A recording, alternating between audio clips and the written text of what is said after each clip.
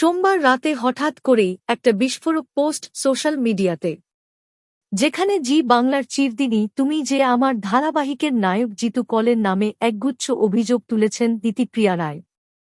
বেশ লম্বা পোস্টে দিতিপ্রিয়া যে অভিযোগগুলি তুলেছেন তাতে বোঝা যাচ্ছে তিনি জিতুর ব্যবহারে বেশ অসন্তুষ্ট। এমনকি জিতু তাঁকে কিছু বিতর্কিত মেসেজ পাঠিয়েছেন বলেও অভিযোগ, যেখানে নাকি মাঝরাতে হোয়াটসঅ্যাপে আই দিয়ে তৈরি চিরদিনির দর্শকদের জিতুর নয় দিতিপ্রিয়া ও জিতু কমলের একটি চুমুর ভিডিও আছে। কাজেই জিতুর নামে এই অভিযোগ, তিনি কি বলছেন? হিন্দুস্তান টাইমস বাংলার তরফে যোগাযোগ করা হলে জিতু জানান যে তিনি নাকি দেখেননি এই পোস্ট। বিভিন্ন সাংবাদিকের তরফ থেকে ফোন পেয়েছেন এবং সেখান থেকেই গোটা ব্যাপারটা জানতে পেরেছেন। জিতুর প্রতিক্রিয়া জানতে চাওয়া হলে জবাব এল, আমি তোমার কথা শুনে হা হা করে হেসেছি।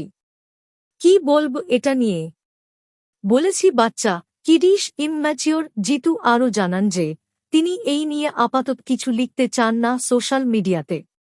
ও যে অভিযোগ তুলেছে না, ও নিজেও জানে না এটা কতটা মারাত্মক। আরও বলেন জিতু, কোনোভাবে কি ইয়ার্কির ভুল অর্থ পৌঁছেছে? প্রশ্নে জিতুর কাছ থেকে জবাব এল, আমার কাছে তো স্ক্রিনশট আছে তো।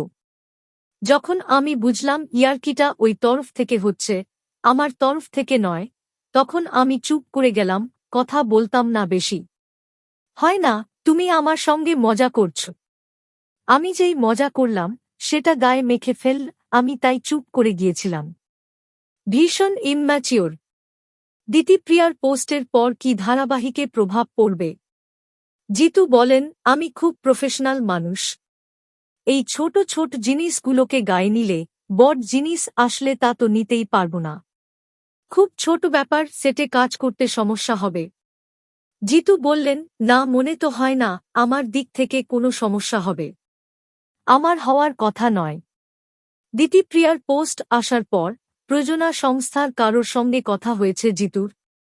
জবাব এল, হ্যাঁ, ওরা দুঃখিত। আমি বললাম, তোমরা কেন? আমি তো সিরিয়াল করতামই না। আমাকে একটা বলে নিয়ে আসা হয়েছে। ওরা খুব ভালো মানুষ। ওরা নিজেদের সেরাটা দিয়ে চেষ্টা করছে। আমার খুব কাছের ওরা সকলের।